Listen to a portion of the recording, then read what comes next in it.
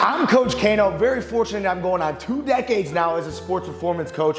I've coached numerous major leaguers, countless Division I athletes playing at the highest level, and now we coach and consult for thousands of high school baseball athletes. Today, we're gonna dive deep into the offseason, talking about how we're gonna hit the ball harder, throw the ball harder, and gain freaking mass that lasts, baby. Let's go. This is gonna be one of our longer videos. There's gonna be timestamps here so that you can save this workout. You're gonna wanna save this, right?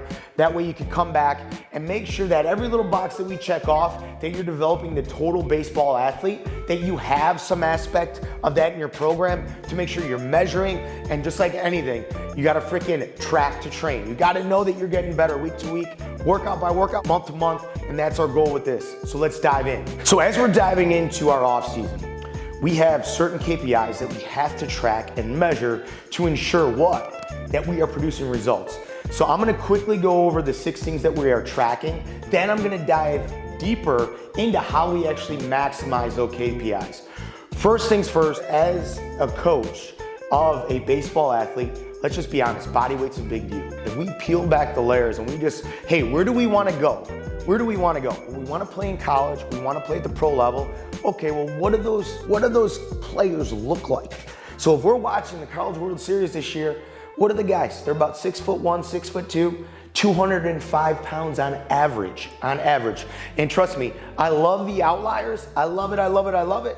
But we gotta track body weight. And like I said, I'm gonna go deeper into how we do that and the best protocols to implement for that. The second thing that we're gonna be tracking is our linear speed. We gotta be testing weekly our 10-yard dash, building into our 60-yard dash. Remember, with our guys as coaches, as you know, or as parents, our job is to make sure they are prepped and prepared for any showcase or any game that they may be playing. So number 2 is we're tracking linear speed. Number 3 is, guess what baseball is? Baseball is a game of a reaction.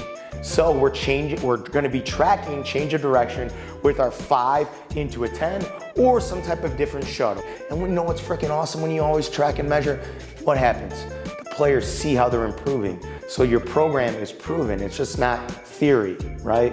The 4th thing that we're gonna make sure that we're gonna start testing is explosiveness. Vertical jump, broad jump. Those are 2 of the things that we're gonna measure all the time. We also go into some single leg broad jumps to show what? And measure single leg power. The 5th thing that we're gonna be measuring, okay, is rotational power with our different med ball tosses. And then we go into the 6th aspect, the strength program, baby. We're gonna be measuring trap bar deadlift, our front squat, our reverse lunge, whether it's with a barbell, it's with a safety squat bar, and then for our presses, we are gonna go into a 3-rep dumbbell max that we are safely progressing to. So those are the 6. To recap, we're going body weight, we're testing linear speed, we're testing change of direction, right? Forward or explosiveness, baby. How high can we jump? How far can we jump? 5, rotational power, pop, pop, pop. Then 6, strength training. Those are the 6 key aspects. If you peel back the layers, if you open up your baseball program this offseason, you better be dialed in on the sets, reps, and percentages. Next, right now, let's dive into how we actually improve those 6 categories.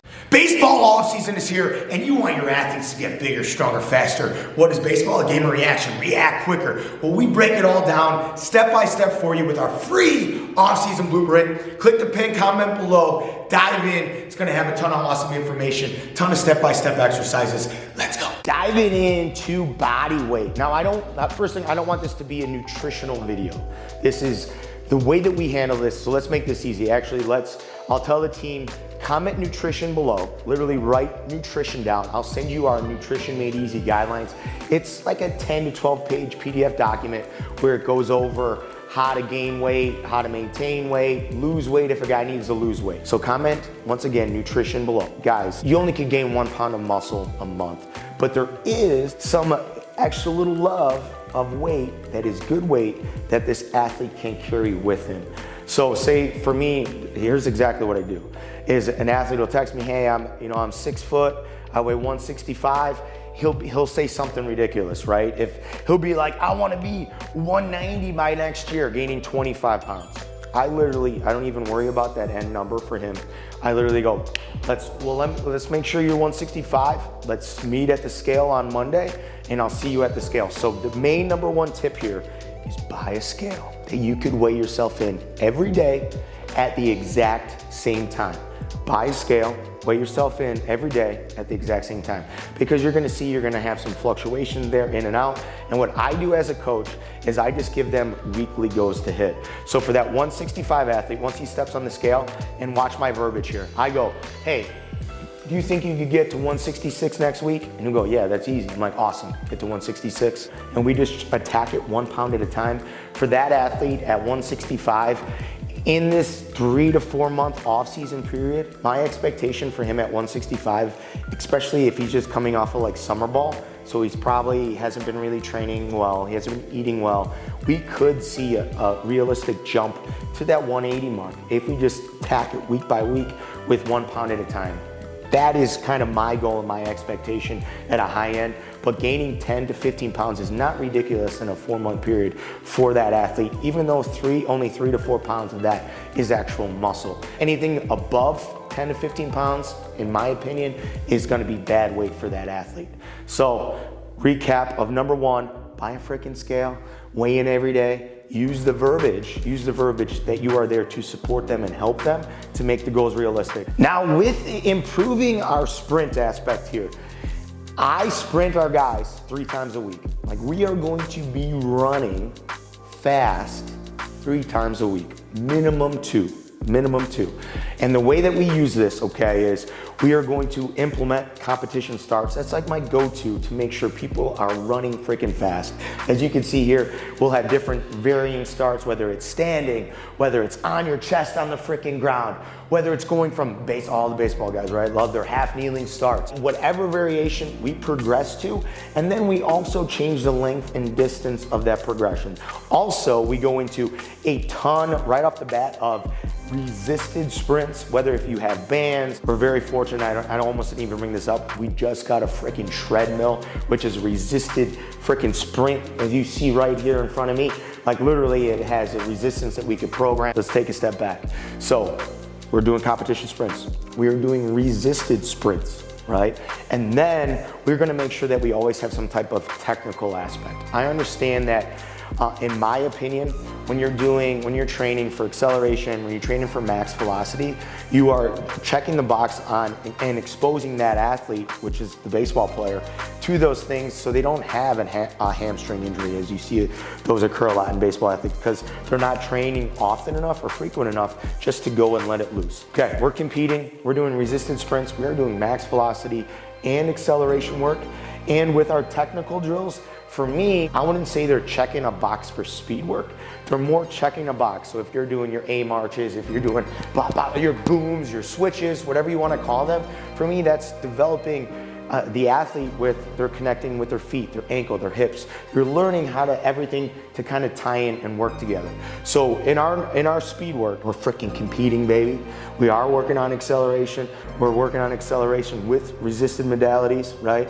Whether it's band work, whether we're throwing a med ball, and then we are working on max velocity once a week also. And then we're finding a way, always, to what? Time. So, we are fortunate enough now that we have lasers in the gym. The school here that you're seeing is a Midwest school, so it is gonna be cold, so they're not outside running. So we have lasers, so they're timed in their 10s. So you're checking those boxes with the speed work. And always, remember, tracking is training. Third aspect of training, we're talking about change of direction, right? And as you see, everyone's watched that freaking video of the shortstop and the third baseman matching their matching their start, matching their stance, making sure they're on cadence, right? With us, when you're trying to train reaction, you got to start off with the very basics, right? You got to be able to train shin angles. You got to be able to train the feet underneath the hips in power position. And then as we move into our lateral acceleration series, we'll start with simple, just 5-yard movements where it's a shuffle, stop, right? Then it's a shuffle, back to shuffle to finish where you start. And then we'll start transitioning into actual movements where it's shuffle, shuffle, stick, and go, right? And then the third phase of that is we're gonna be going to a specific whistle. So they don't know when to start. So it might be a shuffle, shuffle, stick on the whistle back to where they started. So that's kind of our progression in regards to change of direction. We focused that mobility focus where they're learning how to push to move. There'll be a closed drill, like a sprint into a sprint, a 5-yard boom and back, right? A closed drill. Then we'll go with an open drill where it's me on a whistle or me on go. Since there's not a whistle on baseball, maybe I just do off of a clap. So it would be they're in a sprint position or they're in a shuffle position and it's me, go, boom, they shuffle, go, and they shuffle back to finish where they start. Now, as we go into like our explosiveness, like how are you improving explosiveness? It is a bunch of deposits daily, like every day with our baseball athletes, okay? Yes, we warm up. Yes, we do some type of stationary, rotational type of stuff with our arm care stuff, but we make it a priority that we are doing some type of plyometrics. Here's a great example right here. Well, you'll see we set up segments in the gym. We have a guy doing a broad jump, jumping out as far as he can. Typically, these reps are very, very low. Literally, he'll do 1 rep, he'll walk around, reset, do another rep, then he'll move on to the next station. So you'll see here, okay, on this side, we'll have a guy doing a broad jump, 2 reps. Then he'll walk right over to his med ball throw. Then he'll go over to a different segment, right, where he's doing some type of crawl. Then he'll be going over to some type of T-spine rotation. And the reason I'm telling you that is we do that with broad jump and vertical jump every week. And that is not even in our plyometric series. So as an example like that, so if we're just starting with our plyometrics, we're gonna be going with our pogos, we're gonna be doing our stationary progressions from single leg snap downs to single leg jumps. Remember, the progression is everything. I'll do it again like on this video, even though it's longer. Comment plyo below and I'll give you a basic 6-week outline of just our stationary plyos that I think could, provide a ton of value in that way. So we have stationary plyos for the first 4 weeks. Then we build into traveling plyos, okay, where they are all lined up and they build off of broad jump, stick. They'll go into continuous broad jump. They start bounding, right? They do single leg bounds. We'll develop into single leg hops. So there's always a progression that we're going to. And what I love to do by, week 7 and 8 is we add resistance to the plyometrics as well. Like once we, as you see right here, we'll have bands hooked up for their pogos. We'll have bands hooked up for the broad jumps, for the continuous broad jumps. Progressive overload and making a stimulus more difficult is the freaking sweet spot. Now, I don't want to get too much into our strength training, but the reason I believe we have ridiculous numbers with our jump training, we do a ton of weighted variations where we overload, say even, rear foot elevated split squat. And then we have the athlete go immediately and then he'll do split lunge jumps as high as we can. And it's why we get ridiculous results with what we jump. As you could scroll right here, I'm scrolling just on our team builder where we use with all of our platinum and champions teams, we use the team builder training app, so we track everything because tracking is training, baby. You could see we have 30 plus athletes who jumped over 30 inches. That is not normal for just one high school, right? That is why we get ridiculous results, those protocols. We are talking rotational power, and holy cow, in the off season, if it's parents, if it's athletes, I think this is where a lot of confusion happens. And it's what I break the ice with right off the bat. When we're talking med ball throws, we're talking landmine, push presses, rotational landmine press. I am not your hitting coach. Do not imagine hitting a ball. We are literally learning how to load that hip and be violent and freaking nasty, baby. So it's critical. We actually, rotational power, just off the top of my head, 3 ways that we implement this. One is unrequired work. Like before the session even starts, we'll have our athletes do a very simple front facing side to side toss, nice and light. So it's having unrequired work set up where nice, easy med ball tosses are set to get the body and the mind right. So that's number 1, unrequired work. Number 2 is we do some type of slam every week. And then we also do some type of med ball rotational work every week, as you're seeing here. And what's critical is that you are actually progressing. So once again, you're gonna hear me refer other videos because we've made a whole video on our rotational med ball progression. So that video should have popped up right here, right now. Our rotational med ball progression is right here. So I told you to save this video if you wanna come back to this segment right here. So check out our rotational med ball progressions. That is our go-to 6 categories that we start off the athlete with. Of course, we'll get all the way till we're doing, half kneeling slams. We'll go into half kneeling, getting extended slams. There's so many different exercises. The key is, the coaching cues, and be violent. What I always tell the guys is, don't worry about looking freaking stupid. Just go. And with our med balls, I know that's a common question, is we like to stay light. Like, we do not, with our med ball throws, we are somewhere between 4 and 8 pounds, 4 to 10 pounds, 10 pounds at the heaviest. Like, we're not super heavy with those med ball throws. So they go from either a broad jump or a vertical jump into their med ball throw. And during this segment though, nasty. So unrequired work is nice and easy. During this segment is nasty. And we will not have more than, 6 total reps ever on this nastiness segment, right? Where they're violent, freaking attacking, break the wall, break the ground.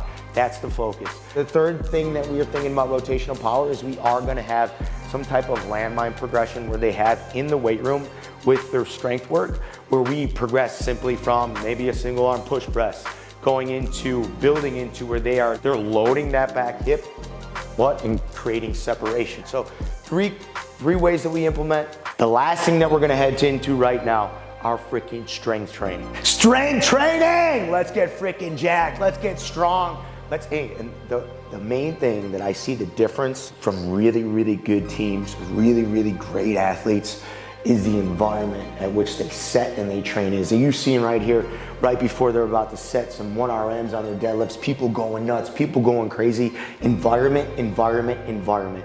We show up early, we stay late, we do the extra freaking rep, we grip it and freaking rip it. Some key variables that you wanna make sure that you're doing in weight training is 1, movement over maxes. When we get started those first couple weeks, you're gonna see a lot of time under tension. You're gonna see a lot of controlled work where we are doing some eccentrics, right? You're gonna see right here, you see our front foot elevated split squat where we are counting down 3, 2, 1, and then they'll pause, 3, 2, 1.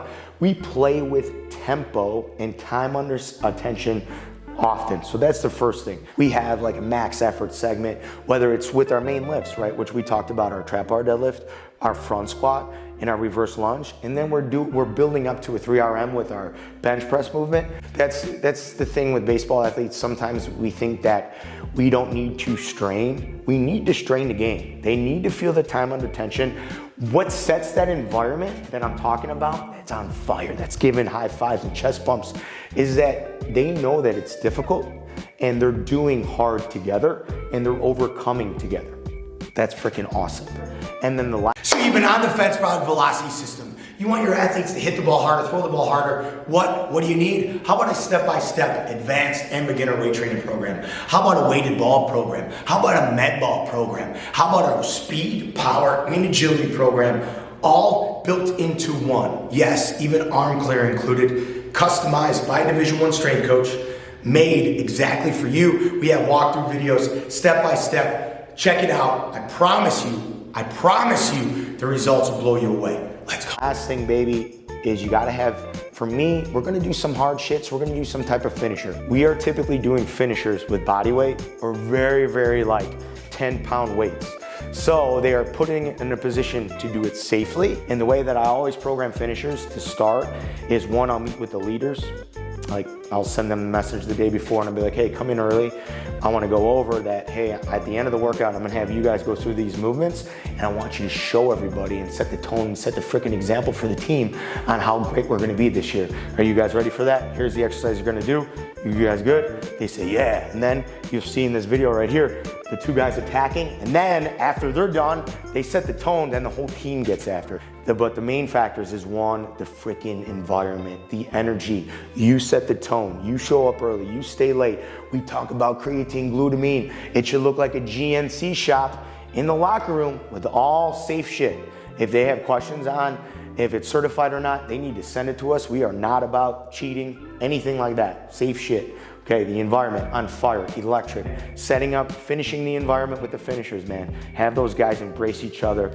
Make sure everything is tracked. Tracking is training. If you have any questions, the main key though, the last little thing I was about to end it, then I forgot, is that you have these guys' player profiles saved and they see the progressions.